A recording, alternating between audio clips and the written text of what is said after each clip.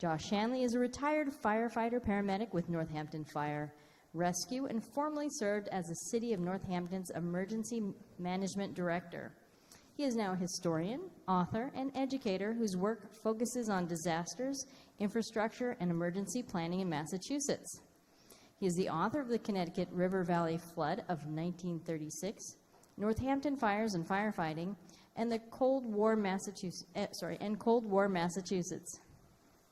He currently works with the Massachusetts Emergency Management Agency and the Massachusetts Department of Fire Services, and his research combines archival sources with fieldwork and public history. He regularly presents for libraries, historical societies, colleges, and community organizations across the region. Please give a big round of applause to welcome Josh Shanley. Nice touch. When I talk about floods, people often get it confused about the flood of 1874, the Mill River flood. We just had the 150th anniversary of that tragedy, the third most fatal flood in the U.S., I think. And then we'll go up to around 1927 and 1936, and then we'll look at what's going on today in these same systems. So again, pre-1795, I use 1795 because the South Hadley Canal was built there at that time. And that really changed how things operate upstream. When the dams went in, when the canals came in, it was the beginning of industry moving in, but also when they put dams downstream, it changed the agriculture, changed the environment up here. All of a sudden, the water slowed down, and it was no longer possible for the people upstream to do what they would do previously. So it's important to recognize that. Timothy Dwight, traveling in the valley in 1790s, described an environment where every inundation is followed by abundance. The rhythm of flooding required cooperation, shared ditches, rotational planting, and collective meadow maintenance. But in modern terms, this was a form of adaptive management, what we would call today. So the river was understood as a partner in production, not a tool that was supposed to be used. And certainly by the end of the War of 1812, that period, the mindset, the culture has shifted. So instead of working and living with the river, the mindset was the river works for us. It's going to turn mills. It's going to produce energy ultimately. And that is where the real shift happens. So again, here's the South Hadley Canal, the first one. Innovative design at the time. We could talk about this for an hour, but the important part for us is that this was the beginning of a transition. South Hadley Canal located? I'm familiar with the Holyoke Canal, but I didn't know South Hadley Canal. Yeah, so there was just across where the dam is. Okay. You can still see part of it. There's a couple, there's some, it's mostly destroyed. Yeah, exactly. Yeah, and it had a funky design. It didn't work, ultimately, but it was innovative at the time, and there were a couple different versions of it. But, yeah, I can't remember the name of the right downtown near the PD. So then in 1821, Joseph Lyman, a Northampton businessman, he gets this brilliant idea, and he says he wants to build a canal to cut off the Oxbow, because he does business in Northampton, and he's figured that in the summer when the river's low, it takes them longer to move. He's moving finished materials downstream, and then he's moving raw products upstream, wood, stuff like that, materials. So he petitions the legislature and says, I'd like to cut a canal through this part of the Oxbow. Here's the north. This would be where the Coolidge Bridge is now. But so they say no. And in 1821, he continues to do business. Again, Mr. Lyman and Mr. Cole didn't know that in 1840, nature would do the job for them. And suddenly, a spring freshet, a normal event, similar to what we're going to see in 1936, does that work for them. It creates an ice dam. against a massive covered bridge. The water builds up and until the point where the water finds the path of least resistance, which is straight from north to south, and that's how we end up with the Oxbow in 1840. The other thing that we have to keep in mind is the other infrastructure. I do a lot of work on water, transportation, communications, infrastructure, and there's an intersection between these. So when the railroads were coming in the 1850s, initially the railroad was coming up on the east side of the river through Hadley. Then as the canal was being built and it became evident that Northampton was going to, it was designed to be a hub at the end of the canal coming up from New Haven. Didn't really work out all that well if you know the history of the canal. But then they transitioned it into a railroad. So Northampton became a hub of railroads. There's 5 railroads. If you know the rail trails now, you know where the railroads are. But that decision to move the railroad from the east side going through Hadley north to Deerfield and Greenfield to the west side up through Northampton turned out to be a pivotal moment, not just for the business in Northampton, making a much more industrial and urban setting, but also for the flood protection infrastructure, because you'll see some photos in a few minutes. The berms that they build these railroads on by default serve as flood protection infrastructure. The trick is, and this comes up later on, they're not designed to do that. They just happen to do it. So that ends up being, it's mixed, it's confusing. People look at it and think, oh, that's going to keep the river out. And mostly it does until it doesn't. This is the Holyoke Dam. This is upstream. This is the wooden dam. This is the second Holyoke Dam. And then this is the current dam. This was 1899. I think they finished this within 5 years after this. This dam is still here. A guy, another flood nerd, told me at the Holyoke presentation, and he has sent me a photo of when the Connecticut is low. You can actually see this. It's still there. I thought it had gone. The first dam lasted, I think, 20 minutes. You know the dam history. Literally, it collapsed in 20 minutes. This is the second dam, and this is the third dam. So when they built this second dam around 1849, 1850, it changed the way the river functioned for Northampton drastically. There was, if you go back and look in the newspapers and the Gazette and the Republican to some degree, although you think things are politically charged now, you go back and read some of these Republican versus Gazette pieces and they can get kind of nasty between one another. But when this dam was first up and running, it changed the ecology up here drastically. There was a lot of concern for off-gassing and swamps developing, and how was the industry going to continue, and what was the public health impact when this dam came into service. And then, of course, by the time the Mill River flood happened, Florence was prospering, and the Mill River flood, the Mill River all the way down from Leeds into Florence and down into Northampton. That was an important part of our culture here, the business, the industry. And then in the aftermath of the Mill River flood, 139 people killed in this event.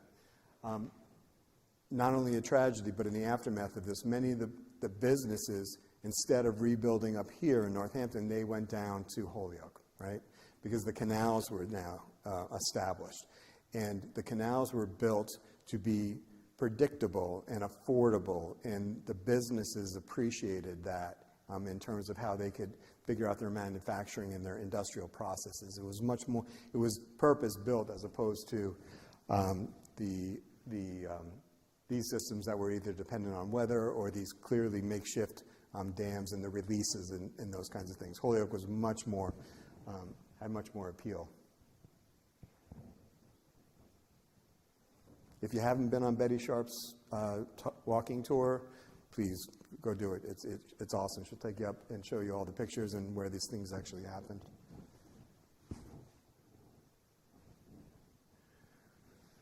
So we'll fast forward. There's always a lot of floods. I'll show you a timeline of going back into the 1640s when we first started tracking these floods in our area.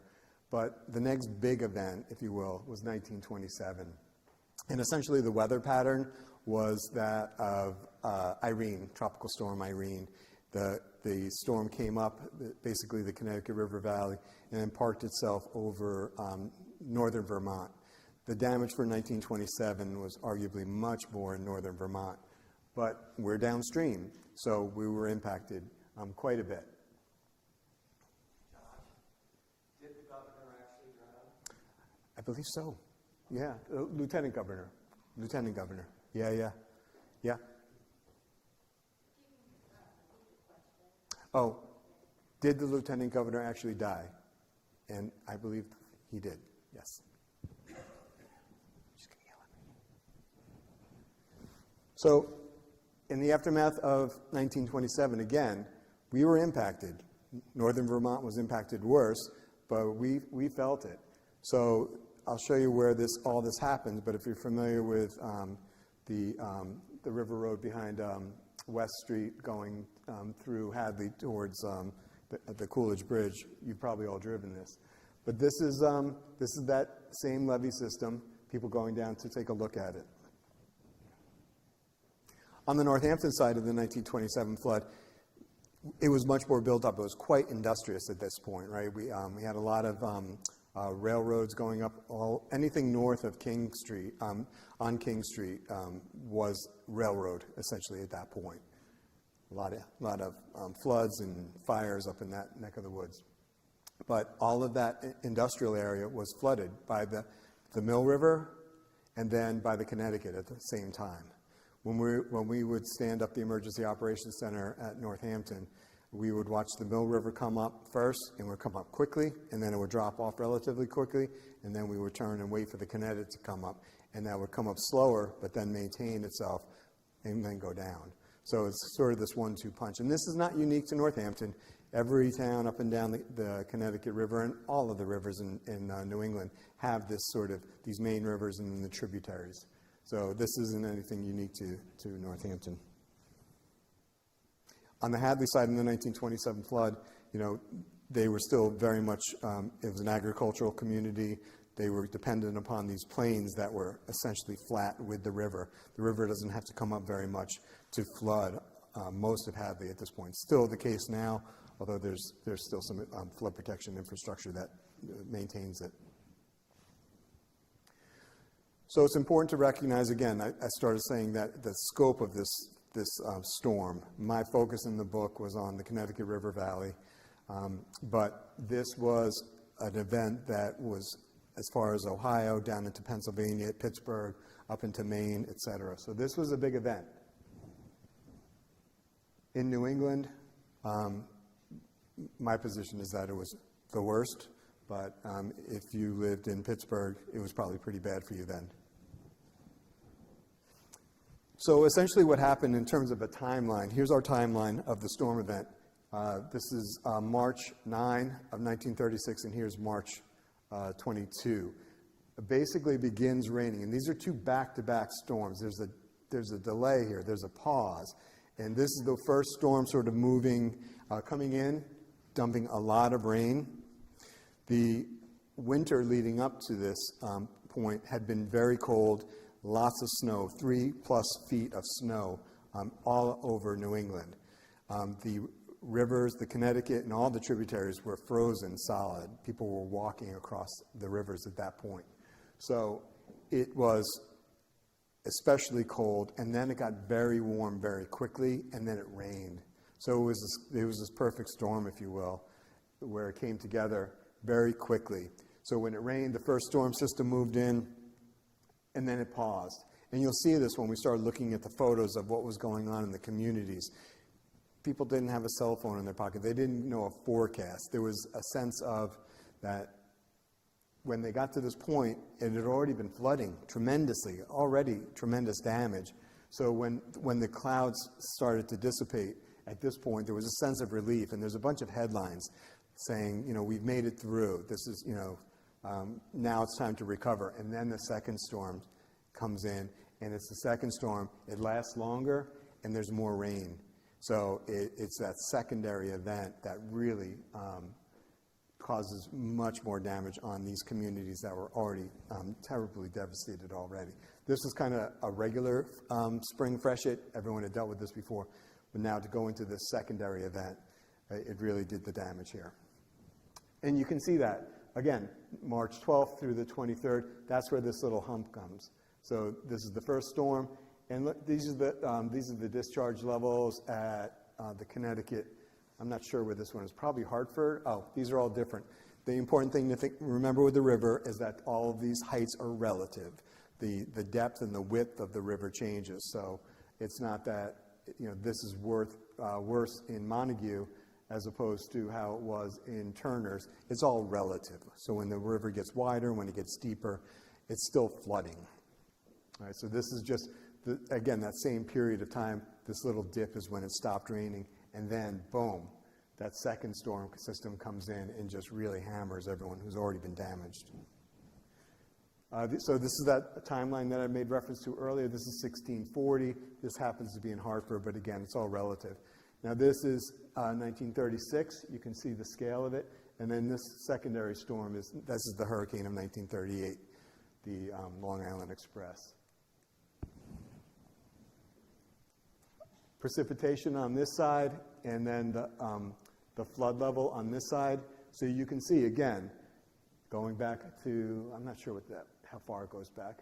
I don't know if this is all the way back to 1640, but anyway, you can see the amount of precipitation and the amount of flood to the 1936 storm was just unprecedented. It was off the chart. The other important thing to recognize here is that we're going to start talking about the flood, the aftermath, the recovery, and all the systems that were put in. After this, nothing else matters in terms of flood height, because the flood infrastructure comes in. So these are all essentially apples-to-apples storms, right? You can compare these different events to one another. After the flood infrastructure comes in, none of this matters anymore. Then it becomes apples to oranges, because the system basically does what it's supposed to do. The other thing to keep in mind at the time is not only are we in the midst of the Great Depression, but there's a lot more infrastructure being built. So this is a trade journal put out by the New England Power Association. I got this on eBay for like $5. I love this thing. It's so descriptive. I have a fantasy one day I'm going to turn this into a screenplay, because I mean it's vivid. They talk about the men who staffed these power stations took their job so seriously. So the waves are crashing through some of these stations. The Vernon Dam, we'll talk about in just a minute, just north of the Massachusetts border, and then the Deerfield River at a certain point, beginning around the 1900s, 1910, going into the early 1920s, they had built a series of dams and reservoirs. They are just getting slammed at this point from the Deerfield River and on the Millers River up north of us. But what they're doing is they are trying to keep the electricity going in the midst of these storms, while they are just being, the water is literally crashing through the windows in these places. But they took that seriously. They wanted to keep the generators turning and keep producing electricity while not drowning. So this is all different. This is, again, to look at the reservoir, the dams, and how they connect with the tributaries in the main river here. Fascinating stuff. There's a video of someone interviewed the gentleman in the Vernon Dam who described what was going on during that period of time. Just riveting. Anyone know where this one is? So there's Fitzwilliams for your reference, and here's Molinos. And what are they calling this one now? This is what is it? Yeah, they changed the name of the restaurant. I can't forget. But yeah, the platform's over here, and then the restaurant's here. So yeah, and there's the tunnel bar right there. That gives you, yeah, notch 8. Thanks, Bob. Yeah, so, and there's the tunnel bar, just to get you oriented. So now we're into 1936. All right, so none of this flood infrastructure has been built. and this is going on for now 20 days. That's the Charlie Chaplin movie. And I made reference to this, I think, earlier, but I have so many photos of people just standing on dry ground, on sidewalks, or wherever they can, looking into the water, just groups of people just staring out into the water. They've lost their homes, they've lost their places of work, kids aren't going to school, there's no electricity. You can see there's utility power. So Northampton was relatively modern at this time, and they had essentially lost all that. And there was no sense of how long it was going to be raining and how they were going to begin to recover. And again, there's a little bit of a, they really start messing with, nature starts messing with them when the rain stops, and then it starts again. And people are just devastated. It's palpable. This is what's here now. This is on Pleasant Street, and that's, if you go down here to, yeah, exactly. Oh, not the candy place. No, this is, no, I should know. This is Pleasant Street, and then Molino's is down this way. Pearl Street, thank you. This Pearl Street's down here. This is Pleasant and Pearl, otherwise known as, sorry. That's why they don't let me ever drive the ambulance.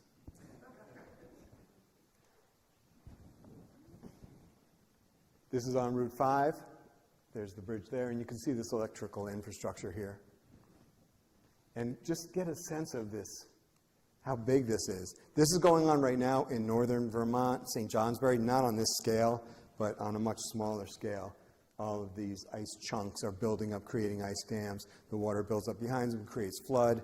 Then they suddenly give way, and there's a rush of water down, and then it repeats. But this is on an unprecedented scale. So this is the paper plant up here, and that's the Route 5 bridge.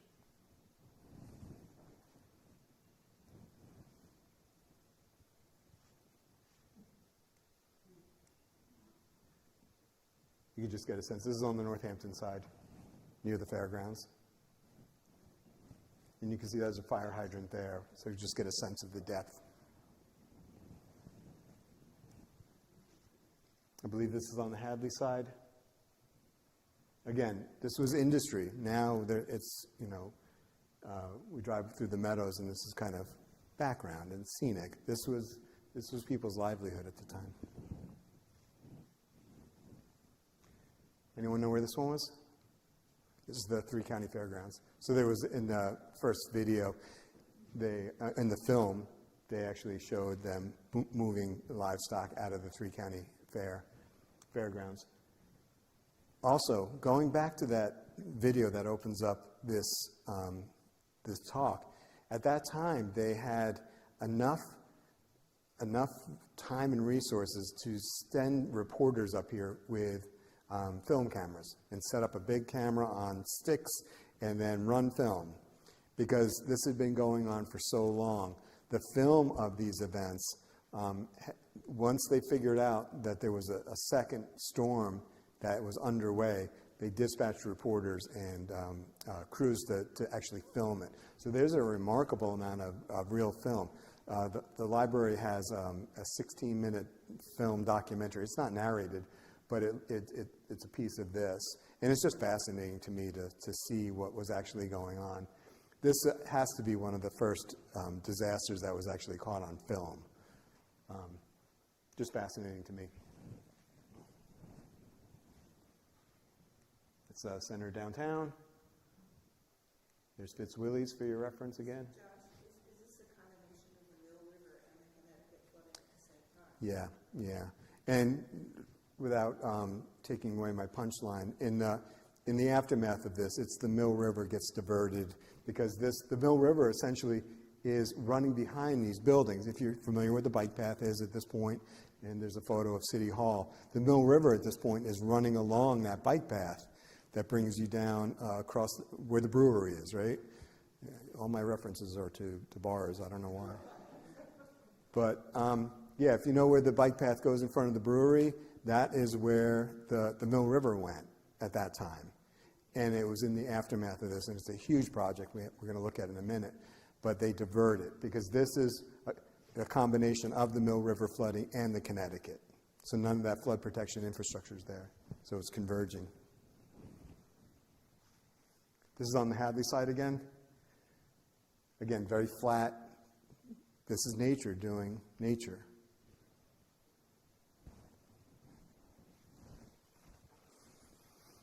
In the research for the book, I came across a lot of many of the trade journals and U.S. Department of Interior and some USGS work as well.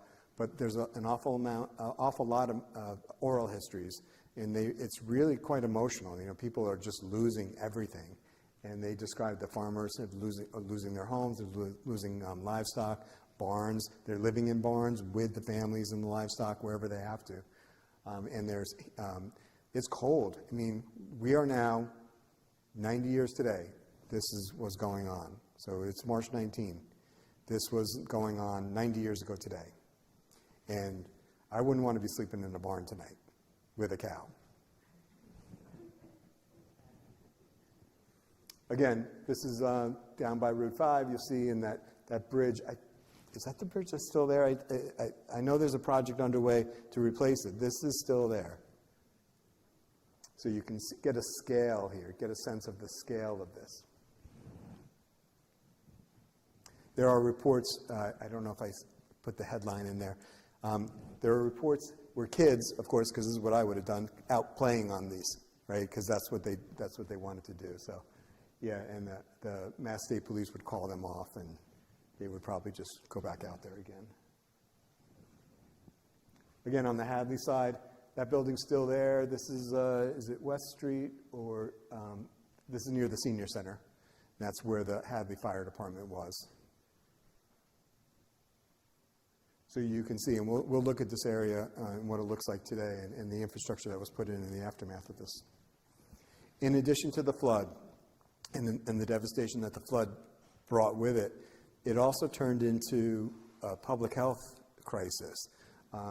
Milk was being transported on tanker cars by rail at this point, and when the rails were washed away, much of the milk that was already in transport spoiled.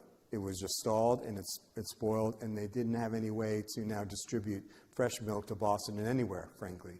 But there were these established routes coming down, a lot from Vermont, on our rail network, and it was destroyed. So the agriculture stalled. In addition, all of our water infrastructure, if you had a well, it was essentially contaminated. And what other infrastructure was there for water infrastructure was determined to be contaminated. So this would have been what we consider today a boil water order, but a lot of information coming out. Probably one of the most riveting times of this event was a report down to the Mass State Police in the Northampton barracks that the Vernon Dam had failed. Now, this was part of the planning at the time. They were watching the Vernon Dam, and it was expected that it would fail as the secondary storm came in. So there was a dedicated line that went from the Northampton barracks up to the Vernon Dam, and they maintained communication, and they were getting regular updates from those crews. When they lost communication, the state police essentially decided that they'd lost the dam and there was a wall of water coming down. Now, that would be a very different type of flood than we've been dealing with here. If the Vernon Dam gave way, there's a wall of water coming down at a very high rate of speed, and it's just going to wipe out everything between Greenfield down to the Long Island Sound, essentially. That didn't happen. But there was a moment where they thought, because they lost it, they lost the communications, that it would, they lost the dam. Yes, sir? The dam did not fail. The question was, it didn't happen. No, the dam did not fail. The dam held. The dam gets overtopped, which in engineering terms does a lot of damage to the dam, but it did not fail. I don't think we'd be standing here now today if the Vernon Dam failed. So now we start to look at, even before the storm is over, the federal government starts to respond. This is, again, during New Deal, FDR's in office, and he starts thinking about how can WPA projects and CCC projects be directed at these efforts. And he's widely successful in that regard. So they're talking about restoration and building of infrastructure to prevent this from happening again. So they're dealing with the immediate response in terms of dealing with the people who've been impacted. But he's already thinking ahead in terms of, this far and no further. Here's that report I made reference to. Fascinating read, about 700 pages. If you can't sleep, I'll get you a copy of mine. This is where I'll read to you from this report. From an evaluation of known historic records, together with evidence furnished by the texture, structure, thickness, and position of recent flood sediments and materials associated with them, it is concluded that no flood as great or greater than that of March of 1936 has visited the Massachusetts portion of the Connecticut Valley since civilization began there, and probably not for several hundred years prior to that time. Although there is no reason to believe that an equally or more severe flood could not occur at any time in the future, the chances for such an occurrence at any time appear to be small. So they're thinking at that point, and this was the year after, this was 37, I believe, that was as bad as it could get. Flood nerds argue is, which was worse, the 1936 flood. Again, you see that dip, and then the flood height, and this was Hartford? Montague. This is Montague. So there's the flood height at Montague versus the 1938 hurricane. So the damage from the hurricane was done essentially by the wind. I mean, there was bad flooding, don't get me wrong, but most of the damage was done from the wind, taking out trees. So again, we continue to move on now towards the storm has passed. How are we going to deal with the recovery efforts? FDR proposes the Flood Control Act of 1936, and this is the origin story of what we are dealing with today, essentially 85 years later. So this legislation and the funding built the infrastructure that protects us from flooding here in Northampton, downstream in Chicopee, Holyoke, Springfield, West Springfield, but not Hadley and not South Hadley, and not in Greenfield either. So how and why those decisions were made, I'm not really sure. We don't have time to talk about it tonight. But the systems now are built by the U.S. Army Corps of Engineers, and they are handed over to the local municipalities, each respectively. And they are given over, and then they say, no backs. It's a gift from us to you. Don't call us when it breaks. And that's essentially by design. That was the deal that the Corps made with the communities.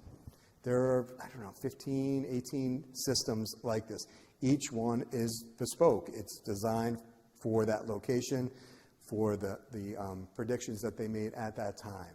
So what that means going forward is that where we are today, it's very expensive to repair them, and we'll look at them. Again, not only a Connecticut River event, but the Flood Control Act is all across the country. Here's what this looks like in the valley, for us anyway. Actually, I have Northampton up here, but here's Holyoke. Holyoke's probably my favorite system because, again, the canal and the dams and the power company.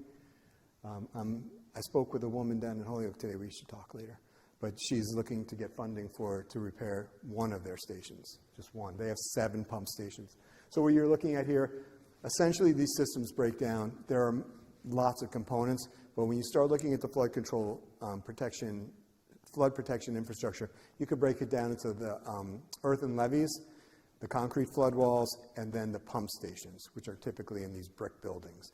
Each pump station contains anywhere between 1 and, in Northampton, up to 3. So in Northampton, we'll look at it in a minute, but Northampton has 1 station with 3 pumps and another station with 1 pump. These systems in Holyoke has 7 pump stations with 2 pumps in each. West Springfield, and then Chicopee. Chicopee has dealing with the Chicopee River, and then on the West Springfield side, they're dealing with the Westfield River. They have probably the longest system in West Springfield. I just did a tour with those guys. They take me into the stations. Most of these pump stations, and I'll show you a few in a minute, they look the same. They were built by 1940. By 1941, we had stopped building flood protection infrastructure because we went to war. So all of the flood protection infrastructure projects were paused. And largely around the 50s, there's sort of another layer that happens out here, like these retention ponds or in big dams like Knightville and things like that, to sort of keep the flood waters from getting to this point. But anyway, that's a high-level view. The blue circles, and we'll zoom in a moment. But the blue circles are pump stations. The yellow is earthen levees, and then the red are flood walls, the concrete flood walls. And we'll zoom in a second. Sorry. Pump station, no, it took me a while to figure out what a pump station does too. So the question was about what does a pump station actually do? We'll get into it in a minute, but what it does essentially is the water reaches flood stage at a certain point. I think in Northampton it's 106 feet, if I'm not mistaken. When it reaches flood stage, the pumps kick in, and any water that's coming into the city just gets pumped back out into the river. So it's just recirculating it back out into the river. And they turn on, for the most part, automatically. That's the way they're designed now. But the water comes up, gates go up, big massive gates, and the pumps kick in and push the water back over the levee or the flood wall. That's the idea anyway, when it works. So again, we don't have time to get into all the details here, but there is an ongoing battle between agriculture and industry. Who's controlling the water? When is it getting turned on? Where is it going, et cetera? And some of the stuff gets pretty heated. And it's just important to recognize that this is an issue. It's not as much an issue nowadays, but certainly at the time, it was really contentious. Here's our program. This is the U.S. Army Corps of Engineers calls them local protection projects. Construction started in '39. They started getting ahead of it, and then, of course, the hurricane of '38 came in and washed away a lot of the progress that they've made. A mile of levee, and then the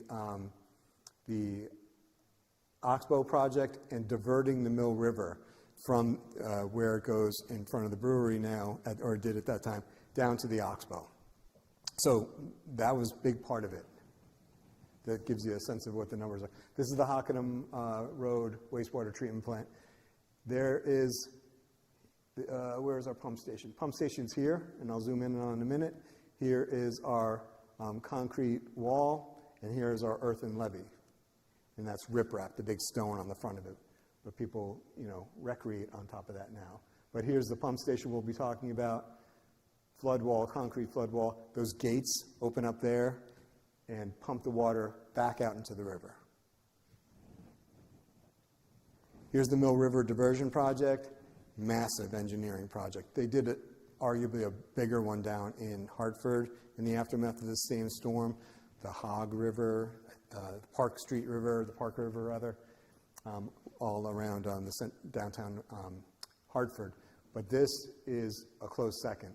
They diverted the Mill River down straight south to the Oxbow. This is the third time, hopefully the last, that they actually diverted the Mill River. If you haven't read John Sitton's book on the Mill River, it's a fascinating read. My history starts essentially around 1640 and then goes forward. His goes back even further. Sir? You mentioned a couple times that when industry builds a dam, people upstream are unhappy. Now, is that because of loss of farmland, or is it a public health thing with malaria and marshes or something, or what are people unhappy about? So when dams are built, people upstream, and this is still an issue nowadays, but it changes the ecology and it changes the business and industry for all of those reasons, for public health reasons, for flow of water if they're using it, for recreation, you name it. It creates a lot of issues. And this is the dams on rivers have been a problem for as long as we've been here trying to, industrialize the nature to do our work for us. So these are common problems. It's not just a problem here in Northampton. It's not a problem that's related to this storm. It happens on smaller rivers. It happens on smaller dams. It's a pretty common problem. Sir?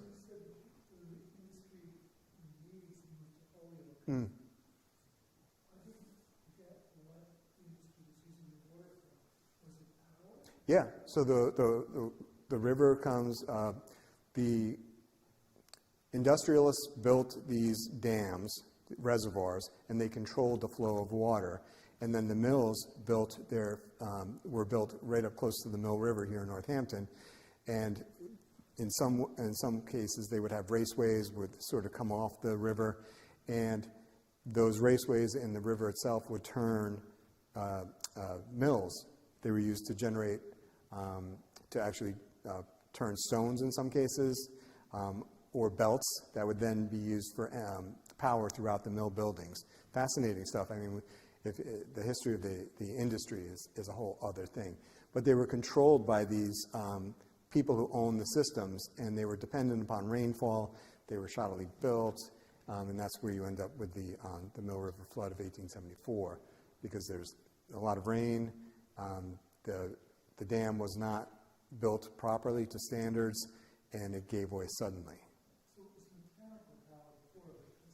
Yes, so that goes from mechanical power to turning wheels and belts. The belts are strung out throughout these mill buildings, and they're producing mechanical energy. At a certain point, and I don't think we're going to have a chance to get into it, but at a certain point, it goes from turning belts to creating electricity, and there's a clear transition. Turner's Falls and that whole canal system, they initially were turning belts in the mill buildings, and then sometime around, I think it was around 1890, 1900, they've switched now over. The canal is turning turbines that create electricity. And Holyoke was a purpose-built city with that canal system, and they were taking water out of the Connecticut, and initially they were turning wheels that were turning belts that were creating mechanical energy, and then at a certain point it turns into electricity. So at this point, it's all happening in the aftermath of 1874, and there's talk about this, and rather than rebuilding on the Mill River, a lot of the business owners say, we're going to go check out Holyoke. It's a little more predictable. It's cheaper to move into a new building than it is to rebuild. We looked at that. So, yeah. So the Mill River diversion, these are actually blueprints that the Northampton DPW has on file. A remarkable project. This is where Smith College Public Safety is now. That building is still there. That would be where the public safety building is now. And this is the Mill River, and this is what the flood protection infrastructure, obviously concrete walls. This is the canal diversion project underway. I love seeing those old steam machines. Meanwhile, in Hadley, this is what they're dealing with. So they rebuild the earthen dam. So this would be out towards the Honey Pot. So they're just rebuilding what was initially put in the aftermath of 1927. Get you oriented. Here is the flood protection system in Northampton. We went through that.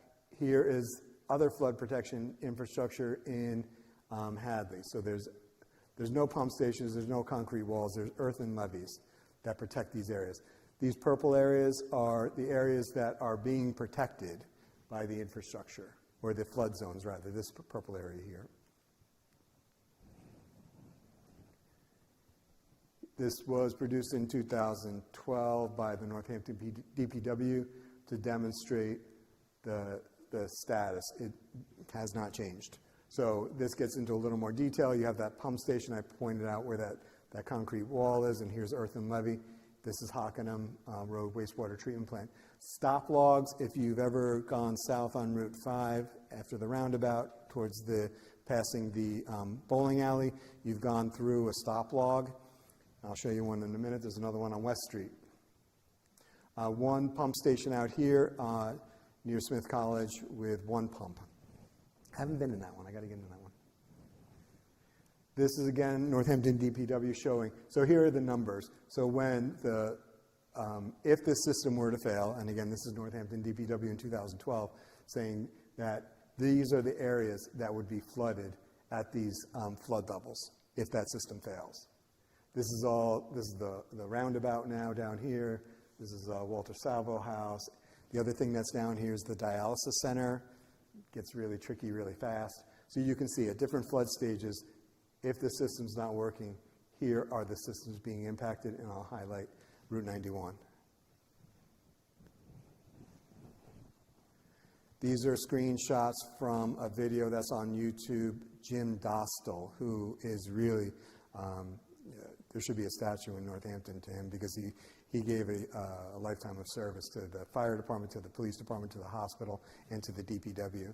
But you must know Jim Dostal, yeah. We'll talk later about him. But I have a lot of photos of him, and he narrated this video. It's about 12 minutes long, and he describes the DPW, the flood protection infrastructure. You either love it or, again, you'll fall asleep, depending. So this is a screenshot from the inside of the Hockenham Road wastewater treatment plant pump station. This is one of 3 repurposed tugboat engines that was put in this building. These are still there. This is the status quo for all of those flood protection infrastructure that I showed you. Down in West Springfield, I was just in one. It looks just like this.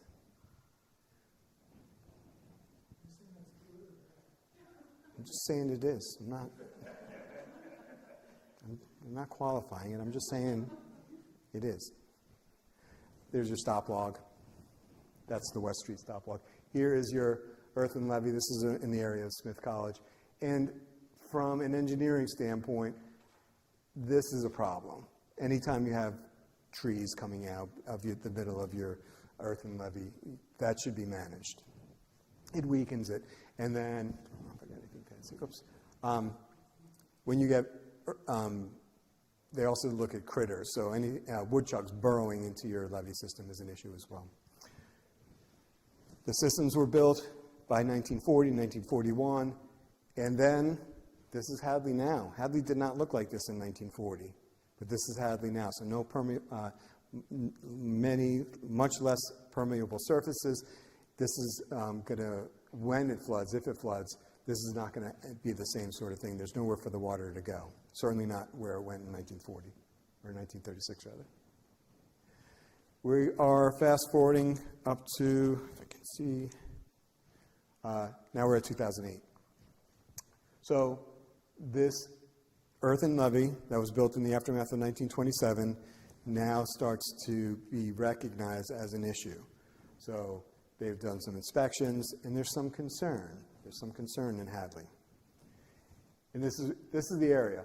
So here's the levee system, was built here, and then it goes around here. They call this the honeypot, and then it makes its turn, and then Oxbow is down here. This, I'll talk about it for just a minute now. This is the area of concern. So in 2008, they noted it. They're undergoing repairs when this system collapses. The part that they are repairing, that they are maintaining, suddenly collapses. I am not a fluvial geomorphologist, but those who I do talk to say that if this thing were to fail, there's no saying where this stops. So the concern is that it would just go. There's no, they can make predictions, but it's based on a whole lot of science and art in nature. So this is the area of concern, 2008. This is another photo of it, 2008, March 2008. In March of 2009, it collapses more. Now, I've talked to Mike Spankenable, the fire chief in Hadley, and at this point, they had heavy earth machines and spoil piles that they were waiting to start to move in if this started to collapse any further. So they were well aware of it, and this went on for a period of months. I always thought that when the river fails, it's going to go this way. And there's an issue here. There are big drains underneath that are supposed to offset some of the pressure. But it turns out this one is much more likely. Yeah, here's the Coolidge Bridge, and this is Russell Street, Route 9. Whole Foods is down here for everyone who needs that reference. 2011, Tropical Storm Irene. It's a similar event to 1927. Hadley officials are a little more concerned at this point. This is that same area. So here, this is Smith College. This is West Street, and there's the Mill River running there. This is the stop log that was put up in 2011. I was working in Northampton at this point. Sam took these pictures, my friend Sam. Sent them out to get pictures so I could show them. So a stop log, so this is West Street. That's the Mill River. It's being shot from Smith College at this point. And that's a temporary structure that, see that slot? The DPW comes in and drops these Jersey barriers or some sort of barrier into them and then reinforces them because the expectation is that the Mill River is going to come up and flood. You see all the electrical infrastructure. There's a propane gas tank I'll show you in a minute. But that is a temporary structure. It took the guys 24 hours to put that up. It had only been put up once before, and now they put it up much more routinely. This is what it looks like. So it's that the wood, and then the reinforcements, and then sandbags underneath. So this would be diverting you up to Smith College, and Paradise Pond is up here. That's another view. So that's what they're protecting. There's electrical infrastructure, and there's a big old ammonia tank back here, and you don't want that going anywhere. This is, so now we'll start wrapping up, but this is July of 2023. All right, so unnamed storm suddenly comes in and parks itself over Northampton and Williamsburg. This is not a unique phenomenon. It happened in Leominster. It's happening more and more. But here's what the river looked like at this point. And it's this spike, and again, this is coming from published articles in the Gazette and talking with people, so I'm not speaking at a school here. This is all publicly available information, but you'll see here that at this point, the flood control station at Hockenham Road loses 2 of the pumps, and the third one begins to fail. There's an electrical problem that where they begin to lose the fuel supply to that remaining pump. I think there's 2 diesel and 1 gas. I think the 2 diesels have failed, and the gas is having problems. This is what it looked like. This is July 10, 2023. The next time you see one of those yellow pickup trucks drive by in the city of Northampton DPW, you give them a thumbs up, because this crew worked like nothing else to make sure that this flood station, this pump station, stayed up and running. This is a photo from 2023. It looks very much the same as it did probably in 1941. But this is what it looked like today. You can see that when that system started to fail, that DPW mobilized and went out and got as many 5-gallon gas cans as they could, and they rigged up a system, a bucket brigade, if you will, to keep that pump up and running, because they understood the consequences if it didn't. Yes, sir? Do you have any idea what insurance companies think about this area in terms of flood risk? I mean, is it Yeah. more expensive than average? So it opens up a whole other question, but the issue is essentially that everything I showed you on that purple area, if these systems are not deemed competent, if they're not doing what they were designed to do, all of those buildings, all of those homes, all those businesses are required then to get federal flood insurance. And that becomes astronomically expensive for the community, for everyone. So that's the purpose. That's the pain point you're picking up on there. It's the flood, it's the insurance and the flood insurance. So there's practical reasons. We don't want floods, but the bottom line economic reason is if those systems are deemed unsafe or not, or that they're going to fail, then everyone on the inside of that area is going to be required to get flood insurance. So it opens up a whole other conversation, but it's a keen observation. We'll wrap up. So this is new. So people are still very cognizant of these issues. This is 2025, and there are efforts to repair these systems to make sure that this kind of thing doesn't happen. I think arguably the Hadley side is more precarious, it's more complex. The Northampton side, it could be more expensive. We could get into a whole conversation on engineering solutions. But ultimately, there are efforts at the state level that are being pursued to hit these problems regionally. So this is the Mass Resilient Plan, and it addresses a lot of the issues that I've been talking about, not only here, but across the state. One of the programs that is showing promise is this, the Municipal Vulnerability Preparedness. It deals with looking back at our history, but also looking forward to the impacts that climate change are likely to have on our systems. 2023, I think, was a sort of shape of things to come. And this is another program that is being promoted, and I think we're optimistic that this one might take off.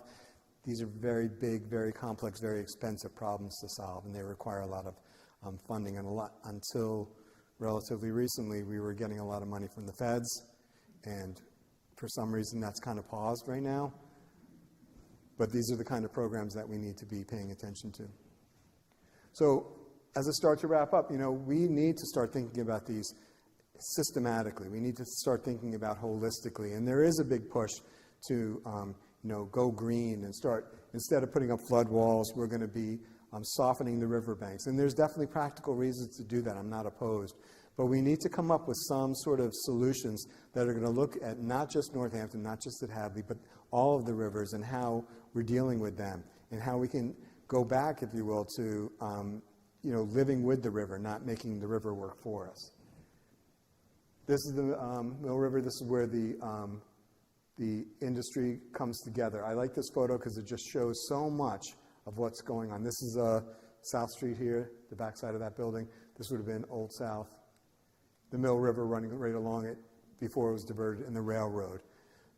So you can see the intersection of all these systems coming together to do what we do. Northampton is working to get ahead of these problems. Everyone that I talk to is well aware of the issues, and we're trying to solve them. They're big, they're complex, they're expensive. So we want to live with the river. We understand that the industry is with us. We don't want to go back to this sort of situation that we had in 1874 or 1936. Oops, I think I put that one in accidentally. That's all. Thanks. Sorry, I went a little over. I wasn't paying attention. Are there any questions? Yes, ma'am. You showed that section of Hadley that is... Honeypot. Yep. Do those folks have to have flood insurance? If you ever drive out there, there's no houses out there. There are some trailers. There are people living out there. But I don't know if there are any residences out on that side in the floodplain. It wouldn't be a good idea to live in. I mean, that area's going to flood. You got to know. I can't imagine they would get a mortgage in a floodplain like that. But there are people live out there. There's trailers. There's encampments and things like that. There's a cemetery. Yeah. That was part of the fun on the job. We go out there for all sorts of things. You were showing on 1640. Thank you. Were the colonists as early as 1640 keeping regular rainfall and other meteorological records? So there's a point. It's a good question. So there's a point where we went from saying that the river got this high, and there are flood markers to document how high the river got, to actually the Geological Survey putting in flood gauges. So that period begins out here around 1900, around 1910. So they go from qualitative descriptions in oral history to quantitative. They can actually start to measure. And that period happens around 1900, 1910, where the river gauges are starting to be put in.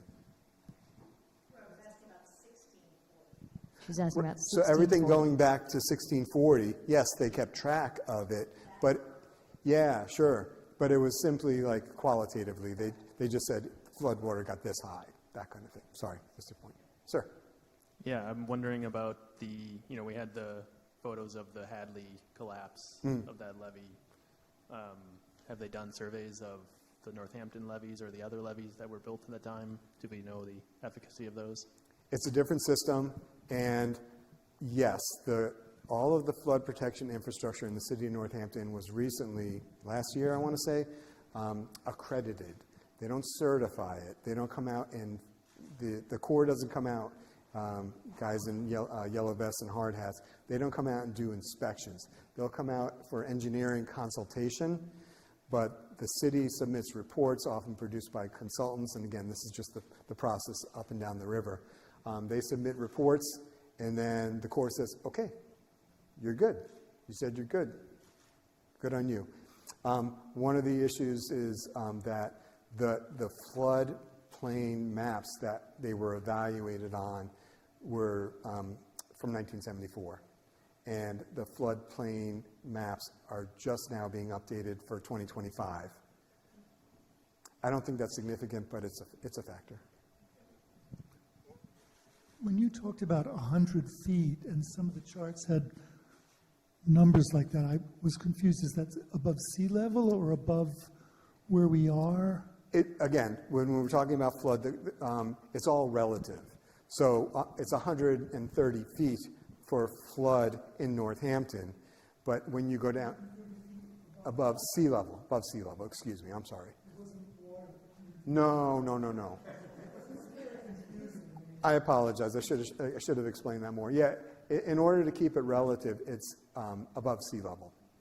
Yeah, so when you get down further, closer to the sound, the numbers are lower, but they still do the similar damage. Yeah, sorry. Sometimes I swim in water, so I don't see it anymore. But yeah, it's all relative, though. Yeah, sorry. Is it kind of accurate to think that, like, these flood control mechanisms that are in place right now, if there was another event like this, that it's sort of a beggar thy neighbor situation where our barriers and our pumps are just trying to get the water out of our town back into the river, and whoever is downstream is just going to get it now twice as bad as they would have gotten, otherwise, and because Hadley's still got earthen levees and we have pumps, we're going to get, they're going to be 5 times more underwater than they were? Or is it somewhat more coordinated so that, like, oh, we pump it out this way instead of that way, or, we are sending it down below Hadley, or... Yeah, so in terms of putting water back into the river, there's only, what else are we going to do with it? We're not going to collect it. So it's got to go back into the river, and it's got to go downstream. It's got to go into the sound. But to your point, the first thing that comes to mind regarding that issue was in the aftermath of Irene and on the Chickley River, which feeds into the Deerfield. It's Coleraine, Hawley, wherever the Chickley River is. I think it's in Hawley, Mass. Those folks, do you know them? Those folks, in the aftermath of Irene, they had tremendous damage. The Chickley River washed away Route 8, I believe, and they were essentially isolated. And there was no one coming. It's just us. That was the mentality. So those folks decided that they were going to fix the problem themselves. And they poured riprap themselves up and down the good stretch of not quite a mile, I don't think. I'd have to go back and look at the numbers. Don't hold me to that. But what they did was straighten that channel, and they reinforced it with riprap. And essentially what they did was they created a chute. And it turns out that the problem with flooding and with water is not the volume. Volume's bad. Velocity is what does the damage. It's velocity squared. So the faster the water is going, the more damage it's doing, scouring and all these hydrogeomorphologist terms that they use. And on the Chickley, they created this barrel that pointed downstream at Deerfield. And it was rude. It was just rude, frankly. And 6 months after, they had to go undo that. And it was very expensive to them. But the damage from that is, you can see aerial images of on the Deerfield side, right? It would have been on the Deerfield side. You can see the chute that they created and pointed it downstream. So that's the reason that you don't want to do that. It's a microcosm of the question, I think, that you asked. Who decides, is there somebody who will saying, like, you can't do that? You can't sort of, beggar thy neighbor and flood control. Yeah, I think in Massachusetts it would be DCR, Department of Conservation and Recreation, under the Executive Office of Environmental and Energy. So there's a cabinet level position that would frown upon that and regulate it, rightly so. But good question. I mean, that's why they have those regulations, to avoid that sort of thing.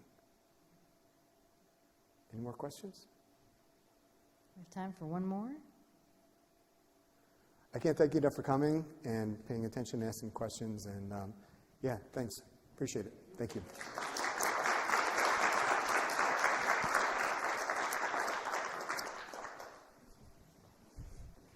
Oh, if you're interested, shameless plug, I do have a website and I do a newsletter, and let me see. I don't know if I'm connected. It's my name, joshuashanley.com. There's a sign up for the newsletter. And if you want to know where I'm talking or what I'm talking about, sign up. Thanks.